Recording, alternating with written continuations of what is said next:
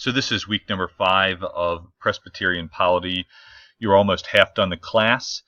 This week we come to what really is the center and the unique piece of what it means to be Presbyterian.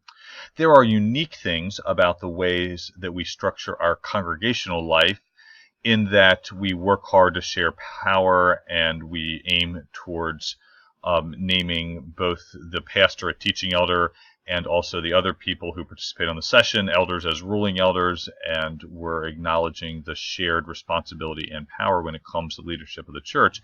But we also know that other congregations have boards, and so if you go to another polity and you say, hey, our board is called a session, they might say, well, we call it differently, but we both hire staff, we both take responsibility for budget, we both take responsibility for the buildings and the grounds. So in those regards, having a board is not an unusual thing, nor is having a geographic district an unusual thing. You can go to other polities and they might say, oh, we call it a district, or we call it a diocese. So there needs to be something particularly unique about our presbytery. And what's unique about our concept of a presbytery is twofold. The first is the aim towards parity. So when we come to vote at a presbytery, we aim to have half teaching elders and half ruling elders, and to say in terms of our polity that they are equal positions when it comes to a place of decision making in the Presbyterian Church USA. It's also the case that we locate a fair amount of power in the presbytery. So it does not belong in the congregation, and it does not belong to an individual person. I want to explore the concept of a presbytery with you today, first historically and then in terms of our polity. So the history of the concept of a presbytery goes all the way back to Calvin's Geneva in terms of some institutions, although he didn't have presbyteries, really developed by John Knox in Scotland, comes over to America via the expansion of the Scots-Irish immigration, and then migrates westward, and then actually is deeply influenced and undergoes some changes in the 20th century, and particularly as the church was institutionalized and bureaucratized, and we worked to change really how we do mission, and we're seeing some of that shifting again in the 21st century. So in Calvin's Geneva, he had an undivided but plural ministry. It was fourfold: pastors, teachers, elders, and deacons. All of them were ordained, and they had different responsibilities. We have subsumed the teaching piece into the pastor piece, and so we only have 3 offices of ordination with similar but not the same responsibilities. His goal, though, which we see repeated throughout Presbyterian polity, was to resist clericalism. He wanted to share power among those who were trained as pastors with people who were not pastors. He did not call people laity. That's not really a term that's used in his writings, but he was trying to resist clericalism. He also was working to make ministry corporate, that it didn't rest just with one person, but was done by groups, and decision-making and enacting ministry and mission was done in groups. There were 2 important, for our conversation here, ecclesial institutions in Geneva. The first was the Geneva Consistory, which was pastors and elders who were responsible for church order and discipline. And so you might think of that as roughly equivalent to a session, although, again, there are differences, but we're trying to trace themes here. And then there was a venerable company of pastors, and they were responsible for examination and ordination of ministers, continuing biblical and theological education, mutual theological and ethical encouragement, and missionary work in neighboring countries. So you'll notice a corporate responsibility for one another there. And here's a note from Joe Small in the Travail of Presbyteries. He said, ordination and mission have joined order and discipline as major responsibilities of modern presbyteries, but sustained theological work and mutual encouragement are no longer central. He thinks without the corporate engagement of pastors and elders in biblical, theological, and ecclesiological inquiry, ecclesial order is easily bureaucratized, while discipline is either ignored or factionalized. And there's a lot to unpack there, but I think what he's trying to say is that we have dropped away some of the relational and educational aspects of a presbytery, and he thinks that has caused us problems. So we start to see the seedbeds of what might become presbyteries in Geneva, with some differentiation, but also this group responsibility. John Knox studied with Calvin, went back to Scotland, was part of writing what was called the First Book of Discipline in 1561. It tried to work on funding issues for churches, about which there were issues because of the church-state symbiosis and the way that the state was collecting support for churches. So it ended up not being supported. So over a decade and a half later, there was what was called the Second Book of Discipline written, and then church supervision was in the hands of elected leaders in presbytery, synods, and a general assembly. You start to get this language, this geographical region, with an emphasis on the democratic election of leaders. So Knox gave us, in addition to what was going on theologically and ordination-wise from Calvin, the emphasis on democratic election of leaders, and then this geographical placement of churches together. That migrates to America with the Scots-Irish immigration that happened over the course of the 1600s and the 1700s, goes westward, is developed in our own polity, and comes to modern presbyteries, which underwent some major modifications. In the 1900s, a number of things happened. There were term limits given to ruling elders to break bull sessions, which was the idea that there would be elders who were elected for life. They would serve on session, they would serve on presbyteries, but they would never want to change anything, and pastors would arrive and pastors would go, and so we did away with election to life to the church session and did term limits. But what that did was it led to an ever-expanding circle of members of sessions, and in many ways of thinking, moved from a called ministry to being a ruling elder to it's now my turn to be on a board.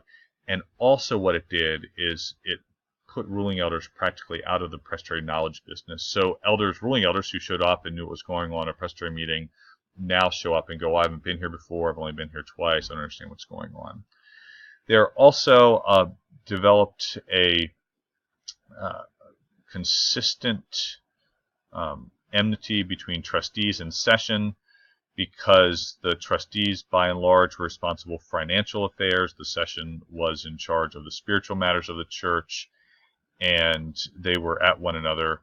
So we made it clear in our polity that we were unicameral, which means one ruling board, and sessions became board of trustees. But what happened was the session started to take care of financial matters, and the pastors were supposed to take care of spiritual matters. So again, there was a developing kind of lessening of the role of being a ruling elder as a spiritual leader in the church. The language of teaching elder and ruling elder moved to minister of the word and sacrament and elder, which dissolved the unity of those offices. It was done for ecumenical reasons.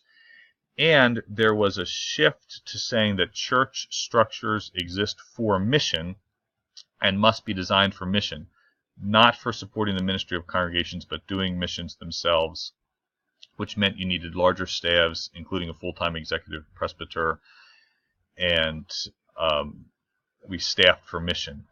But to do that, we needed larger presbyteries to support that.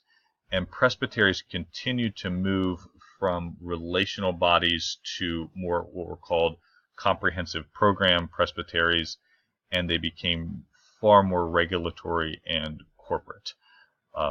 So there's been a movement among how we've structured our presbyteries that has lessened some of their functionality and focused some of their power in individual people. Also the case that our language has shifted. Presbyteries were called judicatories, or courts of the church, not meant to be a judicial court, but an assembly to inquire into significant matters and reach considered conclusions. Then at reunion in 1983, we started calling them governing bodies, the purpose of the gatherings to direct, regulate, and manage the affairs of the institution.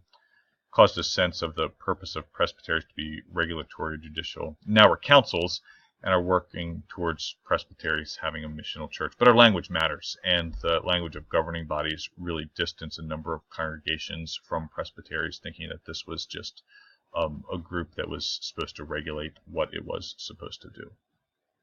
As you read the Book of Order, and as you think about that, I want you to see the roots, the theological roots of what presbyteries have been, the important concepts of them having geography, of parity, and their work in terms of theological support. And I even say much of what makes Presbyterians unique is our presbyteries. So having parity and having group responsibility at regional and national levels as you go to synods and the general assemblies is different for us than it is for other denominations. As you look towards the Book of Order, note the responsibilities for congregational organization and support that are located at the presbytery level, not at the session level, not at the national level, but the presbytery level. Ordination to a teaching elder is located at this regional geographic level. The discipline of teaching elders is located here. Teaching elders are members of a presbytery, not of a congregation, and so are overseen in terms of any judicial matters and disciplinary matters at the presbytery level. And presbyteries have a relationship to a congregation that is strong, and there's a lot of power that a presbytery has when it comes to a congregation, which is often a point of tension, particularly with more independently minded congregations. Many presbyteries have a staff. They are required to have 2 officers, a moderator and a stated clerk. Many have other staff to help carry out the mission, whether it's supporting congregations or it's a different mission than that. Per capita is the language we use for the funds by which congregational members support the broader ministry and mission of the church. Geography. There are just about 171 presbyteries in the United States. Their size varies. In the West, they're much, much larger. Here's a picture of the presbyteries that are in the Synod of the Trinity, and you'll notice that this is Pennsylvania, a little bit of Ohio, and West Virginia, and so you can see our presbytery, Donegal Presbytery, right there, my presbytery, I should say, because you all come from different presbyteries, but with different sizes, depending on the makeup, and different sizes in terms of the number of people who are part of it. Membership in presbyteries. Everybody who's in an installed position in a presbytery is a member. You can also have a validated ministry, which would be a ministry that fits within the categories of ordination is necessary for it. Many people who are teaching in a seminary, who are doing pastoral counseling, are in validated ministry. There are members at large. If people are not doing a ministry that would be validated, there's a category honorably retired for people who have retired. Note the language about the release from the exercise of ordained ministry, where someone who says, okay, you know what, I'm not going to do this anymore, but this for a season of my life, can say, can I be released from this? And then they can go and they can work as a salesperson or something like that, and then actually if they're called back to the church can pick that up. And there's language about renouncing jurisdiction, which is when someone is declaring that they're no longer a teaching elder, and it's pretty draconian in terms of their own choices and what happens when the stated clerk, which you know I am one, receive that from someone. The future, just a couple of comments. You'll notice that there, if you read the old Book of Order, there's fewer mandated committees. But things like the COM, the Committee on Ministry, or the Commission on Ministry, still tend to exist in presbyteries to work with congregations and help them in ministry and mission. The CPM, the Committee on Preparation for Ministry, or Commission on Preparation for Ministry, still tend to be around. And the Committee on Representation is a requirement, although sometimes works in conjunction with another committee to work on issues of representation. I think presbyteries are often a locus of anxiety in the church, because it is outside of the congregation, but the pressures in congregational life are visible there.